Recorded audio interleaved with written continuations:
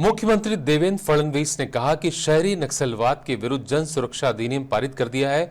चूंकि जंगलों और ग्रामीण इलाकों में सशस्त्र माओवादियों की संख्या घट रही है, इसलिए उन्हें पूरी तरह से खत्म करने के प्रयास किए जा रहे हैं। फडणवीस ने कहा कि यूएपीए तब तक लागू नहीं होता जब तक आतंकवाद का स्पष्ट तत्व शामिल ना हो। मकोका भी ऐसे मामलों को से निपटने के लिए नहीं बनाया गया है, क्योंकि यह व्यक्तियों को लक्षित करता है, संगठनों को नहीं। इसलिए यह विशेष कानून बनाया गया है।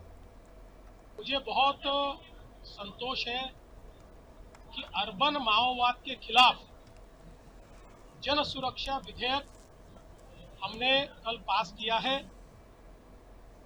जिस प्रकार से अब जंगल में और ग्रामीण विभाग में बंदूक लेकर लड़ने वाले माओवादियों की संख्या धीरे धीरे अब कम हो रही है, उसको हम समाप्ति की ओर ले जा रहे हैं।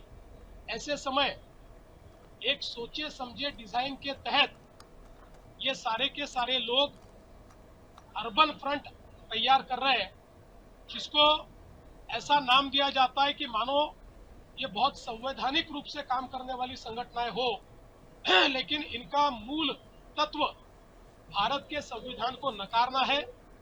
इस प्रकार से काम करने वाली जो संगठनाएं हैं उनके ऊपर कार्रवाई करने के लिए महाराष्ट्र में कानून नहीं था। 4 राज्यों में ऐसा कानून था। उन 4 राज्यों में जिन संगठनों को बैन किया था, महाराष्ट्र में कानून न होने से वो महाराष्ट्र से ऑपरेट कर रहे थे। कुल मिलाकर इस कैटेगरी में 64 संगठनाएं महाराष्ट्र में काम कर रही है, लेकिन उनके ऊपर हम कोई कार्रवाई नहीं कर पा रहे थे। इसलिए इस कानून को हमने मंजूर किया है और इस कानून को मंजूर करते हुए मैंने हाउस के ये ध्यान में लाकर दिया, इसमें सरकार को विरोध करने का कोई अधिकार हम छीन नहीं रहे। सरकार को विरोध किया जा सकता है, आंदोलन किया जा सकता है, सब प्रकार के संवैधानिक हथियारों का इस्तेमाल किया जा सकता है। इसलिए ये केवल अर्बन माओइस्ट और माओवादी फ्रंटल ऑर्गेनाइजेशंस को काबू में रखने के लिए तैयार किया हुआ कानून है। जब तक उसमें टेरर एलिमेंट नहीं आता तब तक यूएपीए लागू नहीं होता।